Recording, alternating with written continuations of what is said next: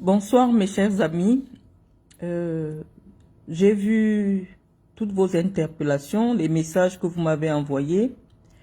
Vous avez sollicité mon avis en ce qui concerne tous ces documents qui apparaissent aujourd'hui sur les réseaux sociaux et qui indiquent clairement qu'il y a une très vaste opération de détournement des fonds de la FECAFOOT au profit du président de la FECAFOOT. Et donc, nous avons pris le soin de prendre des renseignements auprès des personnes fiables avant de venir nous prononcer parce que je vous ai toujours dit que nous, ici, sur cette page, nous évitons le sensationnel. Nous nous arrangeons à être toujours du côté de la loi pour éviter toute forme de diffamation. Et donc, il fallait que nous nous assurions, premièrement, que ces documents étaient des documents authentiques, à travers les sources fiables que nous avons au niveau de la Fédération camerounaise de football, et aussi que nous nous assurions qu'effectivement les sommes qui sont les sommes qui se sont égarées dans la nature, ou alors du moins que ces sommes qui sont dévoilées n'ont jamais atterri dans les comptes de la FECAFOOT. Donc nous avons reçu des informations suffisamment fiables et donc nous pourrions, le moment venu, s'il y a besoin, dévoiler nos sources qui nous ont envoyé ces confirmations. Donc, je vous remercie d'être là. Je vais faire un très très long monologue parce que, avant d'atterrir sur le sujet de la FECAFOOT, il y a une actualité aussi qui m'a interpellé personnellement parce que il s'agit d'une correspondance des élites, de quelques élites, des élites de la région du Sud et notamment des Boulou du Dja et Lobo, une correspondance qui circule sur les réseaux sociaux à travers laquelle les Camerounais ont pu découvrir la rupture idéologique qui existe aujourd'hui entre l'élite cultivée, intellectuelle, responsable de la région du Sud et plus particulièrement du département du Dja et Lobo et le président Biya. Je vais vous faire l'économie de cette correspondance parce que vous savez, il y a des agrégés, des docteurs qui ont rédigé, mais la littérature ou alors la lecture n'est pas toujours la chose la mieux partagée sur les réseaux sociaux. Et donc, je me ferai l'obligation de vous faire l'économie de ce qui a été dit dans cette correspondance. Parce que ici, sur cette page Patience Mvoutou, nous avons près de 50 000 boulous qui nous suivent et donc, on doit, quand quelque chose concerne l'actualité de notre département, de notre région, honneur revient au nôtre et puis qu'on explique un peu ce qui se passe. Et donc, les élites intellectuelles, l'élite intellectuelle du département du Dja et Lobo, dans la région du Sud, a décidé de prendre clairement position parce que pendant très longtemps, elle estime que pendant 43 ans, elle s'est rendue complice de l'avilissement du peuple boulou, de l'appauvrissement de notre région parce que pendant 43 ans, elle s'est tue. Pendant 43 ans, elle avait pensé que le président Biya était suffisamment conscient de la responsabilité qui était la sienne, à savoir de développer sa propre région, de promouvoir, de développer notre région, parce que oui, c'est le président de tout le Cameroun, mais dans la vision de celui qui lui a cédé le pouvoir, c'était que il fallait quelqu'un de cette région suffisamment défavorisée qui pouvait porter cette région, qui est la mamelle nourricière, parce que l'élite a bien voulu rappeler qu'à l'époque, la région du Sud et la région du Centre ne faisaient qu'une seule région. Et vous pouvez imaginer le poids politique que pouvait représenter à cette époque une telle configuration. C'est-à-dire que Yaoundé était la capitale des Boulous et des Ewondo. Alors, quand Paul Biya arrive au pouvoir, il décide en 1984 de séparer ces deux régions. Comme on dit, dans l'esprit de l'élève de Machiavel, il faut séparer pour mieux régner. Et donc l'élite pense que de cette séparation est née la fragilisation de certains groupes ethniques qui se retrouvent aujourd'hui de ce groupe ethnique ou alors de... Parce que la région du Sud, ce n'est pas que les Boulous. Dans la région du Sud, on a les Aman, on a les Fang, on a les Boulous, effectivement, on a les Ntumu, on a les Mabeya, Kribi, les Ngumba. Il y a plusieurs tribus dans la région du Sud.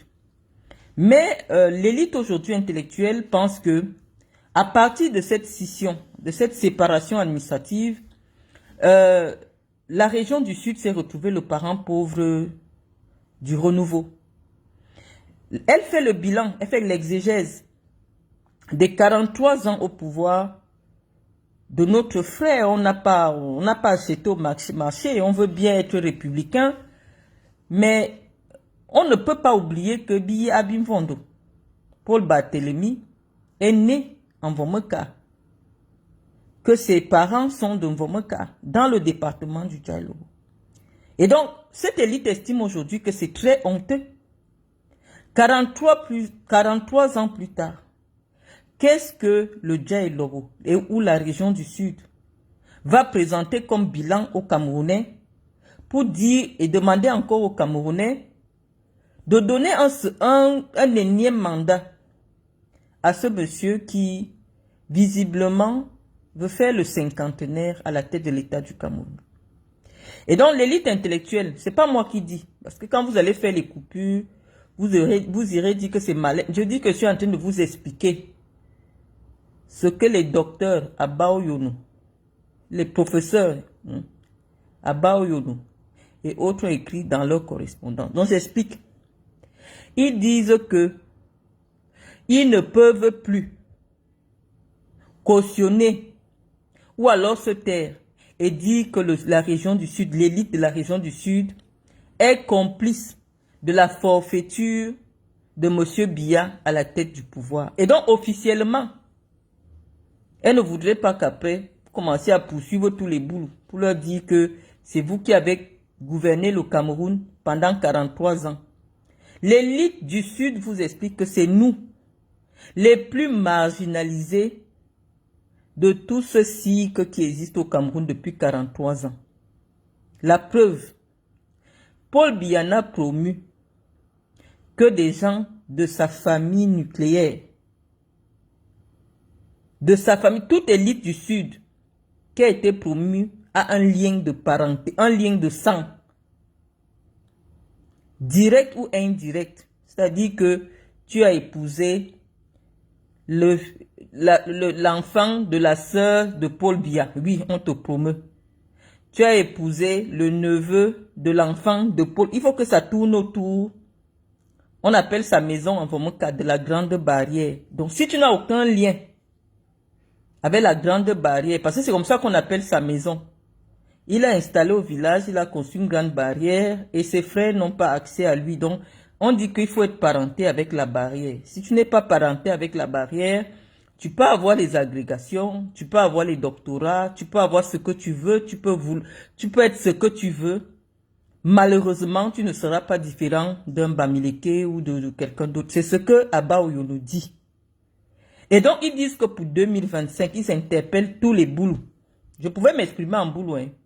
Mais comme nous allons parler de l'Africa Food, voilà, il y a des Camerounais d'autres tribus qui vont peut-être vouloir écouter notre direct. Donc, Abba Oyono dit que si vous partez encore voter Paul Biya en 2025, vous les boulous, vous allez rendre compte au Cameroun. Parce que ce sera le mandat de la forfaiture. Les intellectuels boulous disent que il est temps que Biya s'arrête. Il est temps que Biya s'arrête. 7 ans d'irresponsabilité. Je pense que cette notion, c'est moi qui vous l'avais dit en janvier. Que penser qu'un homme de 93 ans doit prendre un mandat de 7 ans, c'est de l'irresponsabilité. Et donc ces intellectuels, quand on dit que quelqu'un est intellectuel, je sais que la région qui respecte la connaissance, qui respecte, qui donne la place aux sachants, c'est la région du Sud. Parce qu'on sait que notre région a été le phare sur le plan intellectuel au Cameroun. C'est à Foulassi, dans le département du Djaïlobo, qu'un jeune Camerounais, René Djamafan, a écrit l'hymne national du Cameroun. Un Camerounais du Djaïlobo. Et dans l'histoire du Cameroun, nous avons la responsabilité. Nous sommes des héritiers nous sommes les héritiers de cette grande histoire, de ceux qui ont participé intellectuellement à la construction du Cameroun. Et donc, conscient de cette responsabilité-là, l'élite intellectuelle du département du Djaïlobo, en particulier, et de la région du Sud en général, vous demande d'aller rencontrer Biya, même sur le plan spirituel, parce qu'on dit qu'il ne voit plus personne. Il n'y a que sa femme, et même certains ministres, en fait, peut-être un ministre ou deux, il y a 2 personnes au Cameroun qui rencontrent Biya. Donc je sais que ni les chefs de village, ni personne n'aura l'occasion de voir Biya quand la campagne est déjà ouverte. Personne ne va le rencontrer parce qu'il n'a plus la capacité de consulter qui que ce soit. Ce n'est pas parce qu'il ne veut pas, il n'a plus la capacité intellectuelle et physique pour consulter les Camerounais et leur demander: est-ce que vous pensez que c'est responsable qu'à 93 ans, je postule encore pour conduire un pays qui est au bord du gouffre? Un pays qui est au bord du gouffre a besoin d'une nouvelle énergie, d'une nouvelle dynamique, d'une nouvelle orientation. Nous ne disons pas que cette nouvelle énergie pourrait venir forcément de l'opposition. Nous n'avons jamais été des opposants. L'histoire politique de notre région nous démontre que les Boulous, les ressortissants de la région du Sud, ont toujours été du côté de l'ordre établi. Nous ne sommes pas pour l'anarchie. Mais nous pensons aujourd'hui que c'est irresponsable que notre frère se représente pour l'élection de 2025 qui arrive à pas de course. Et donc, vous voyez que les communicants stratèges du régime moribond occupent l'espace avec des choses non-sens pour que les Camerounais se réveillent un matin et constatent que Paul Biya a été réélu. Parce que on vous sert la distraction. Voilà une actualité qui est suffisamment intéressante, mais j'ai trouvé nécessaire quand même de dire Fecafoot pour attirer le maximum de gens dans cette communication qui est suffisamment intéressante, parce que les Camerounais, qu'est-ce qui les intéresse actuellement? C'est que Eto'o Fils a volé l'argent de la Fecafoot. Mais qu'est-ce que vous attendiez d'Eto'o? Qui viennent faire quoi à la Fecafoot? Est-ce qu'on part du stade? On n'a jamais fait des études de management nulle part. On n'a jamais dirigé une unité sportive nulle part. On devient président de la Fecafoot? Non. Il y a eu un vote irresponsable à la Fecafoot. Il y a eu un vote non réfléchi à la Fecafoot qui conduit la Fecafoot aussi au bord du gouffre actuellement. Et c'est ce que nous voulons empêcher à l'échelle de l'État. Actuellement, Paul Biya n'est plus en capacité de conduire un mandat politique. Moi, personnellement, qui suis une franquiste confirmée, je vous dis que même si Franck Biya n'entre pas en politique, mais moi, j'ai toujours été convaincu que Franck Biya pouvait porter une nouvelle dynamique à la tête de l'État du Cameroun. Mais vous avez vu comment cette ambition qui nous animait a été suffisamment fragilisée au point où nous sommes persécutés et contraints à l'exil. Mais nous continuons de dire que Paul Biya ne peut plus. C'était notre conviction. Franck n'a pas de parti, n'a rien. Mais nous disons que Biya, personnellement, Paul Biya, ne peut plus solliciter un mandat politique au Cameroun. Si ce n'est pas pour conduire le pays vers le chaos, qu'est-ce qu'on peut bien attendre d'une réélection de Paul Biya en 2025? C'est cette interpellation que l'élite consciente et responsable de la région du Sud est venue vous présenter pour se dédouaner, pour faire du ponce-pilatisme, pour vous dire que ne dites pas qu'on n'avait pas parlé. On a parlé, on vous remet. Parce qu'il y a des petits groupes là au Cameroun. C'est vous qui posez le problème. Parce que je vous ai dit que Biya a toujours négligé les Boulous parce qu'il sait que c'est un groupe ethnique qui compte beaucoup des intellectuels. Et je vais vous dire que c'est l'histoire culturelle du Cameroun qui a fait que pendant longtemps, lorsque les colons se préparent pour quitter le Cameroun, il est question de préparer une nouvelle élite qui va prendre le relais. Comme elle était installée dans les régions centre-sud, je veux dire centre-sud littoral, et notamment la capitale du Cameroun avait été choisie dans notre province, parce que c'était la province centre-sud, on s'est arrangé pour que les ressortissants de cette région s'impliquent beaucoup plus dans la prise de relais, dans les fonctions administratives, et donc culturellement, les Boulous sont allés à l'école, les Ewondo sont allés à l'école. Et donc Biya, c'est que ce n'est pas facile de tromper les intellectuels. Et qu'est-ce qu'il a fait? Il a ostracisé les intellectuels camerounais. Il les a... j'ai même peur pour le professeur Abba Oyono. Hein? J'ai peur pour lui. Vous pouvez entendre dans 2 semaines qu'on l'a retrouvé égorgé quelque part. Paul Biya a toujours eu peur des intellectuels. Et dans sa région, il sait que même une maman de 95 ans, non, elle a son CP. Donc tu ne peux pas lui raconter n'importe quoi. Donc le bastion le plus difficile de Biya en 2025, c'est son propre département, parce que nous disons que nous ne sommes plus là. J'ai parlé ici depuis 2 ans. Vous avez dit que non, c'est parce que je suis aigri. Mais voilà des gens qui n'ont aucun antécédent personnel avec cette fumisterie. Parce qu'on ne peut même plus appeler ça régime politique. Vous avez quelqu'un qui est au pouvoir, il ne peut pas tenir un conseil des ministres. Il n'arrive pas à faire de remaniement. Ce n'est pas parce qu'il ne veut pas. Il ne peut plus, il n'a plus conscience de rien. Son grand âge provoque ce qu'on appelle une irresponsabilité intellectuelle.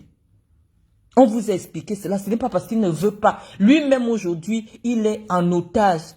Il ne sait pas où il est, le papa là. Donc c'est pour cela que depuis qu'on parle, on le caresse dans le sens du poil, parce qu'il ne peut même plus écouter les discours politiques. C'est un patriarche.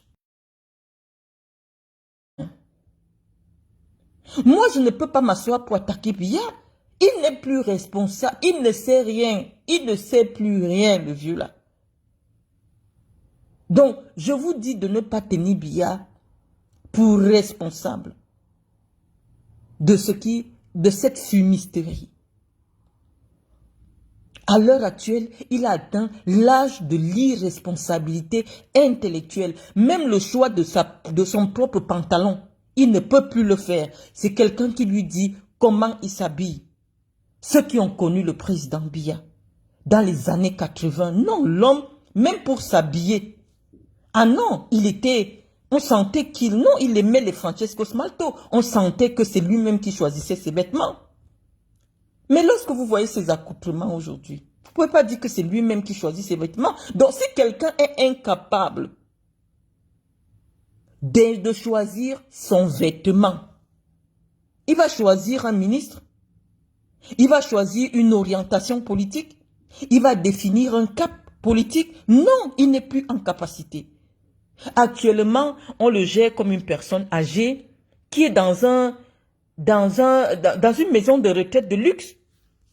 Mais nous disons qu'un pays qui compte 70% de sa population qui a moins de 40 ans ne peut pas avoir à sa tête un homme qui souffre de sénilité. Ce n'est pas normal.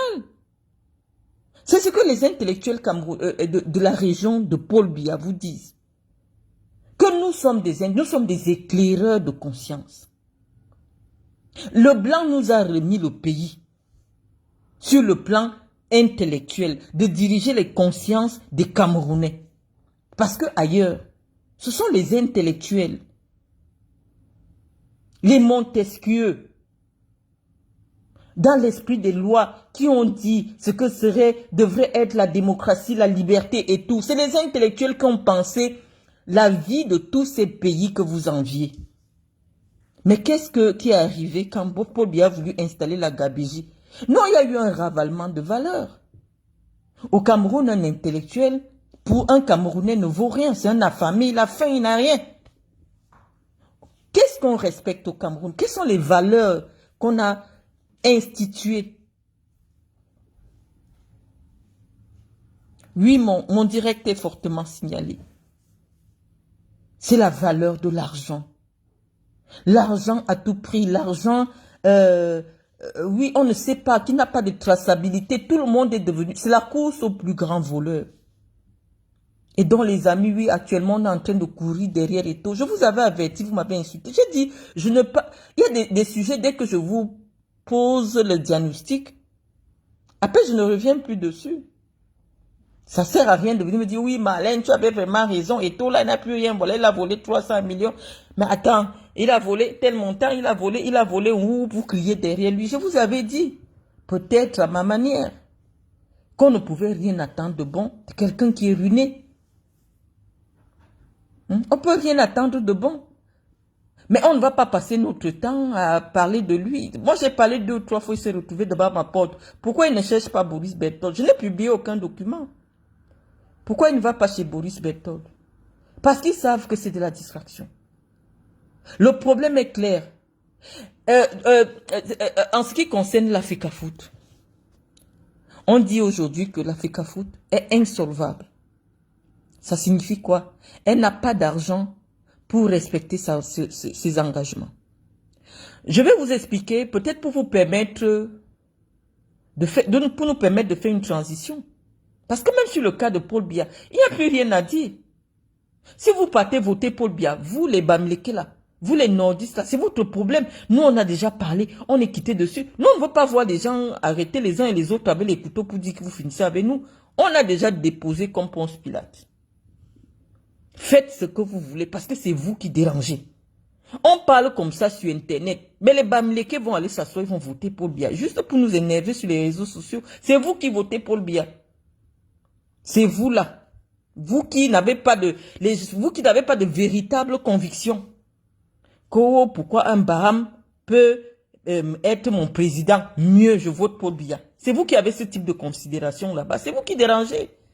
Un Bouddha s'assoit et dit que non, je ne peux pas voter un Baham. Les Bahams sont chiches. C'est vous qui dérangez.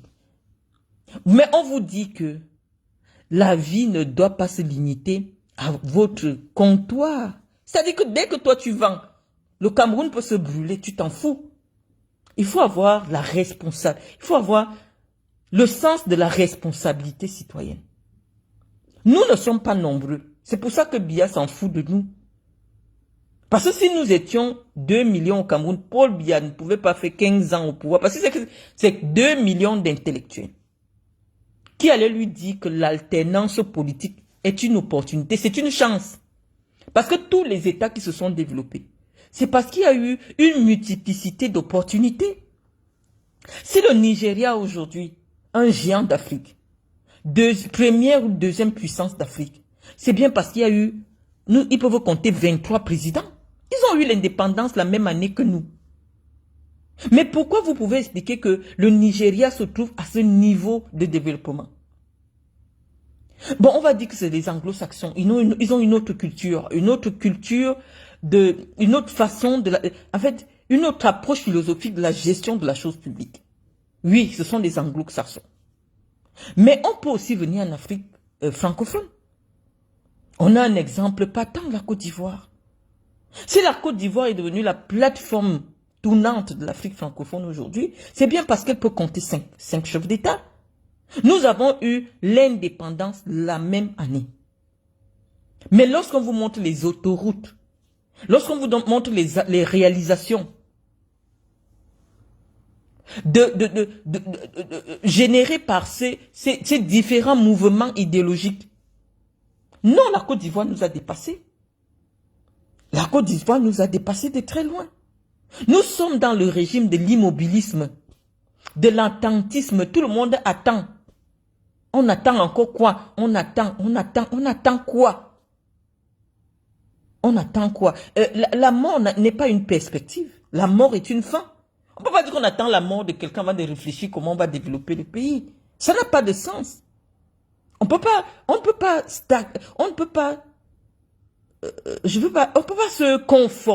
conforter de l'immobilisme intellectuel et moral. Ça ne bouge pas. Les valeurs morales ont foutu le camp. Quelqu'un débarque dans une institution publique. Il transforme, ça devient une affaire privée. Et il y a quand même des Camerounais qui s'installent pour vous expliquer que c'est normal que Eto'o fils reçoive de l'argent qui concerne les lions indomptables dans son compte personnel, soit disant que c'est parce que les transactions financières avec la Russie sont frappées de sanctions par l'Union européenne. Mais je vous dis, mais vous pensez que vous avez affaire à qui là? Le Cameroun a fabriqué une horde d'analphabètes, ça c'est vrai. D'illettrés, c'est vrai. Mais le minimum, c'est le bon sens. On n'a pas besoin d'aller à l'école pour avoir du bon sens. Est-ce que vous ne savez pas que le Cameroun a une ambassade en Russie et que toute transaction financière, qu'elle soit publique, qu'elle soit privée, avec le Cameroun, peut se faire à la pairie du Cameroun? Ça a coûté quoi à Samuel Eto'o de solliciter, de la même manière que l'État, par exemple, dans le cadre de l'affaire de Amougou Belinga pour le rachat des parts, des actions je veux dire, il y avait une chaîne de télé là qui a même disparu. L'État peut utiliser l'argent de l'ambassade pour acheter quelque chose de privé, on le sait, et c'est réciproque, c'est-à-dire que la FECAFOOT est une institution au Cameroun. Si la FECAFOOT a besoin de recevoir de l'argent de la Fédération de Russie, elle peut solliciter l'ambassade de Russie pour recevoir cet argent. Je vais vous prendre un exemple. Parce que je vous parle toujours avec les exemples pour que vous compreniez. Quand vous demandez le visa de l'évacuation sanitaire à l'ambassade de France, on vous demande de solliciter auprès de l'établissement hospitalier, que ce soit public, que ce soit privé, de vous envoyer un devis. Dès que vous recevez le devis, on vous dit d'aller verser l'argent à la pairie de France. C'est un privé. C'est un établissement privé. Mais l'ambassade de France vous indique la pairie de l'ambassade pour payer. Et c'est maintenant l'ambassade qui sollicite l'institution française et lui dit, tu as ton argent chez nous, viens récupérer. Pourquoi pour le Cameroun, il faut toujours trouver la sorcellerie? Depuis quand de l'argent destiné à l'association devrait se retrouver dans le compte d'un individu au Qatar, alors que votre pays a l'ambassade? Et vous êtes content sur les réseaux sociaux de dire des choses pareilles. Non, il a utilisé. Non, c'est un détournement. Dès lors que l'argent n'est jamais arrivé dans les comptes de la FECAFOOT, c'est un détournement, ce n'est pas un débat. Ce n'est pas un débat, c'est un détournement de l'argent de la FECAFOOT. Et je vais vous expliquer comment ça se passe. Parce que nous sommes maintenant dans une démarche purement didactique. On n'est plus dans le clash. Parce qu'on comprend qu'au fond, Eto'o, est-ce que c'est sa faute? Le gars arrive là, il ne sait rien, il cherche aussi, c'est-à-dire il fait même un vol bête, il vole bêtement. Parce qu'il y a d'autres stratégies plus fines, plus raffinées. si tu veux détourner de l'argent. Parce que je vous ai dit que je vous apprends le bon côté aussi, le mauvais côté. Mais ça, c'est un vol grossier, un détournement bête, stupide. On ne fait pas ça. Il y a une façon de prendre l'argent dans le football sans trace. Mais regarde ce qu'il fait. Regarde ce qu'il fait. C'est honteux. Moi, j'ai honte à sa place. Et vous voyez des gens sur les réseaux sociaux, non, il fallait qu'il encaisse l'argent dans son compte. Non. Lorsque vous travaillez avec une institution du Cameroun, vous êtes à l'étranger, vous partez à l'ambassade du Cameroun, vous sollicitez l'ambassadeur et lui dit, nous sommes en train de travailler, voir une transaction financière avec la FECAFOOT ou avec la SNI ou avec machin. Il y a une pairie, il y a un trésor public, il y a des représentants du trésor public. Ils vont vous faire le dépôt et s'arranger à transférer les fonds au Cameroun. C'est propre, c'est-à-dire que la FECAFOOT reçoit de l'argent propre. Puisqu'on aura déposé l'argent dans les caisses de l'État et l'État va donner l'argent à la FECAFOOT. C'est comme si tu as fait un Western Union, mais de manière diplomatique. Je vous ai pris l'exemple de la pairie de France, où toutes les transactions financières avec des personnes morales, des personnes morales privées ou publiques se déroulent. Lorsque vous voulez payer vos frais d'hôpitaux, que ce soit dans un hôpital public ou privé, vous payez à la pairie de France les 30 millions, 40 millions, 60 millions. Ça se fait à la pairie de France. Donc, une transaction qui concerne la Fédération de Russie, le président de la FECAFOOT allait simplement indiquer le lieu en Russie où l'argent d'une institution publique devrait être déposé. Et maintenant, l'ambassadeur allait recevoir les fonds et procéder au virement parce que les ambassades ont leurs moyens diplomatiquement protégés pour faire des transferts des fonds. Donc moi je ne comprends pas. Quand quelque chose concerne le Cameroun depuis que Biya est fatigué, ça devient seulement la sorcellerie. Il a reçu l'argent. Moi-même j'ai un compte au Qatar. Pour recevoir l'argent sur ton compte au Qatar, ça se passe comme partout dans le monde. Une telle somme, même si c'est simplement 50 000 euros. Bon, 50 000 euros. Même si c'est seulement 10 000 euros. Le banquier qatari va vous demander le document qui vous autorise à recevoir l'argent sur votre compte. Moi, je suis curieuse de savoir quel est le document que Samuel Eto'o a bien pu fournir à son banquier qatari pour justifier le motif du virement d'une somme qui concerne la FECAFOOT. Parce que je vous assure que Eto'o fils, ce n'est pas la FECAFOOT, c'est deux personnes différentes.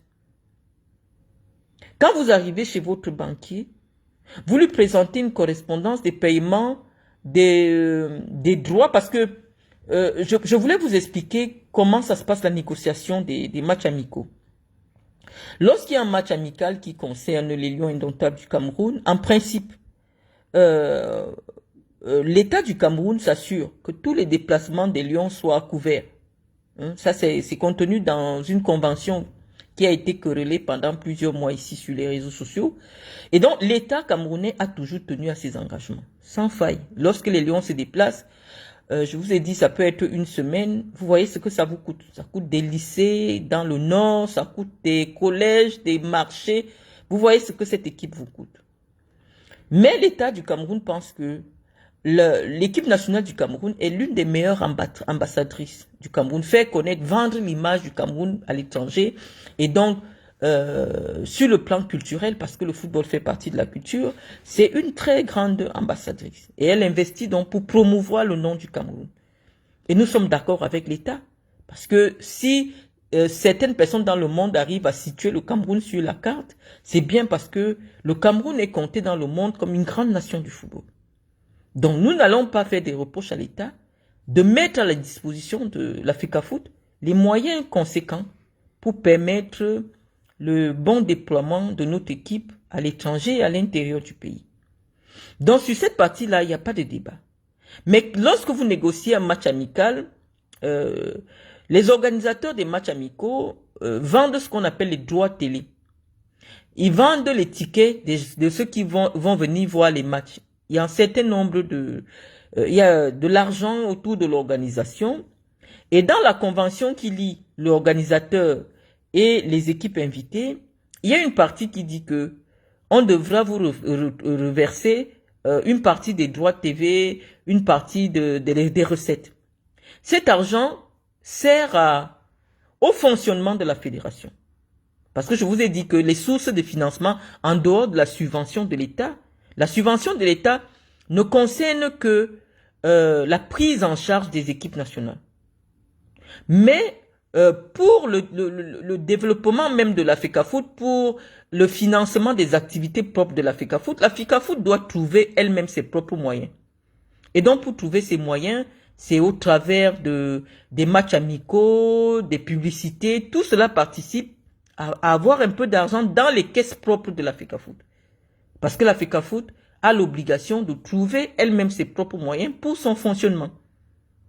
Parce qu'en dehors de l'équipe nationale, l'État ne prend pas en charge l'organisation du championnat, le développement du football local, du football petite catégorie. Ce n'est pas de la responsabilité de l'État. L'État a pris l'engagement pour financer, pour apporter une petite contribution pour le championnat de première et de deuxième division, et il prend en charge les équipes nationales du Cameroun. Mais le reste des activités, les salaires des employés, le budget d'entretien, le budget d'investissement, tout ce qui concerne la gestion interne de la FECAFOOT a l'obligation de trouver les moyens par elle-même. Et donc, cet argent qu'on est en train de chercher devait entrer dans les caisses de la FECAFOOT pour permettre à la FECAFOOT d'aménager des petits stades d'entraînement, comme Eto'o est venu promettre à Saint-Mélima. On a applaudi, il a fui.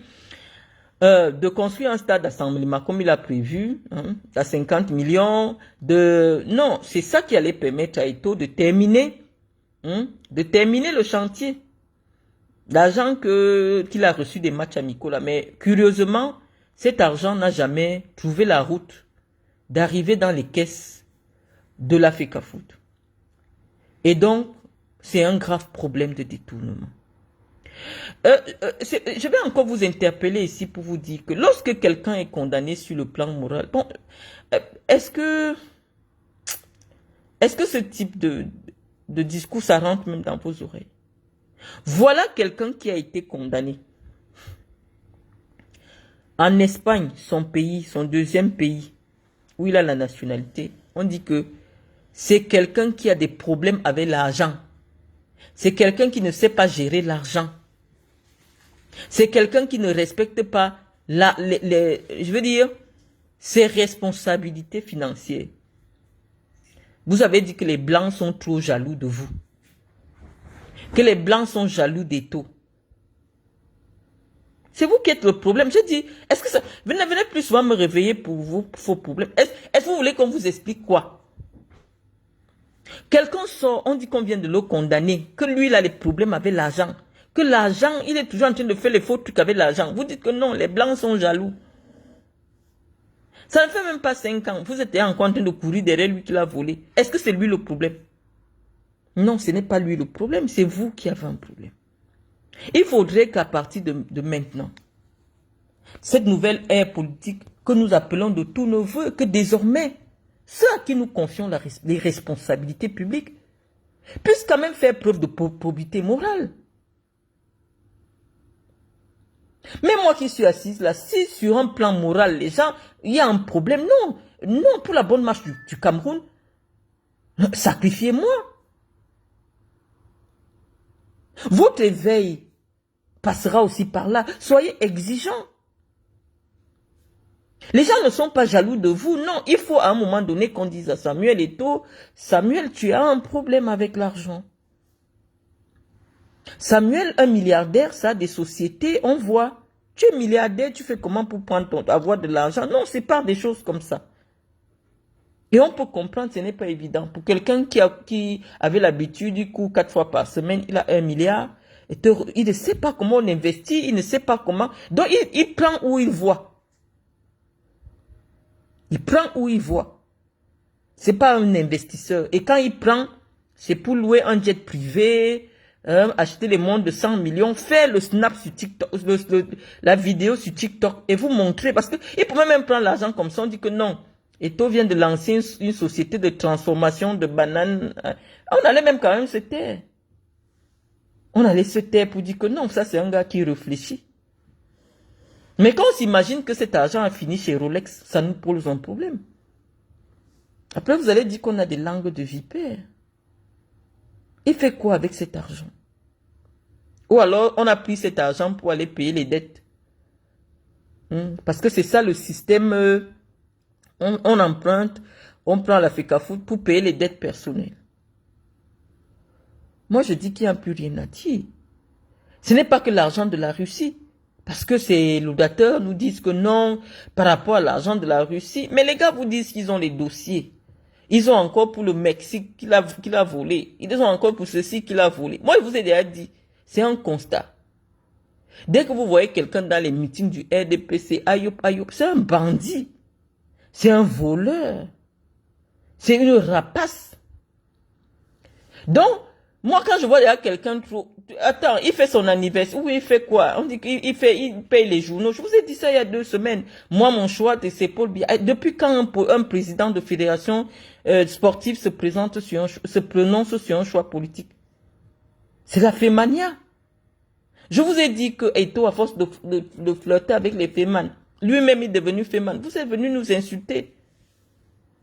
Vous voyez, je vais même enlever les commentaires parce que je suis fatigué de lire des inepties, les amis.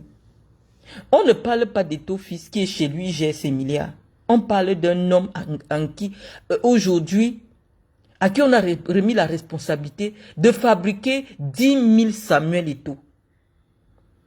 Depuis qu'Eto'o est arrivé, on a découvert quelle pépite. Et même les détections, qu'est-ce qu'il fait? Il a ramené quoi de spectaculaire ou de notoire au niveau de la gestion du football camerounais? Rien.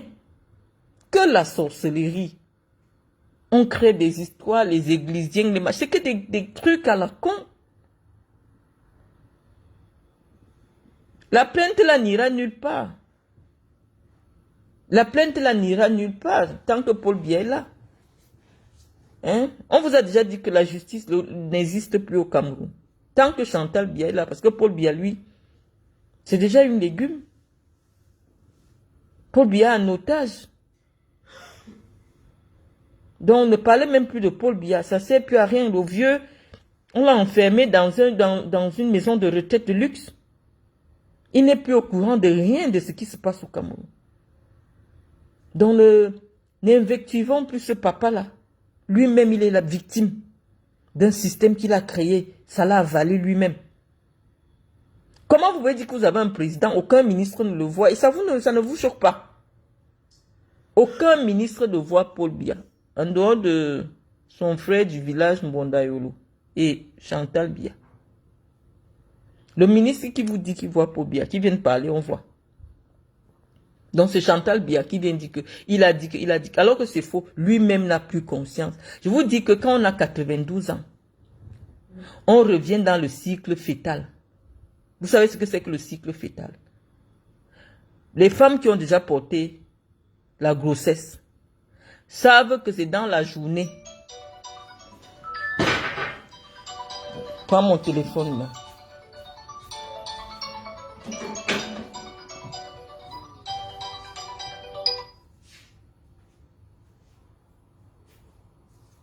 Allô? Allô? Oui, donne-moi 2 minutes, je te rappelle, s'il te plaît. 2 minutes, 2 minutes. Donc, j'étais en train de vous expliquer que le cycle du fœtus est que toute la journée, il dort. Le bébé qui est dans le ventre, toute la journée, il dort. C'est dans la nuit qu'il se réveille. Dans la nuit, il se réveille. Et c'est pour cela que quand un bébé naît, vous allez constater, on dit qu'il ne fait pas encore ses nuits. Parce que lui, il a le cycle du ventre. Donc quand quelqu'un atteint 90 ans, il rentre maintenant dans ce cycle. En journée, Paul Biya dort. En journée et dans la nuit, il n'est plus au courant de rien. Donc voilà donc le président que vous avez. Et il y a une femme hmm, qui s'est arrêté en classe de 4e, elle soit vient dire que, il a dit que personne n'est là pour vérifier. Il n'y a plus le circuit, personne ne va vérifier. Quand tu vas trop poser les questions, tu entends, on te colle une histoire.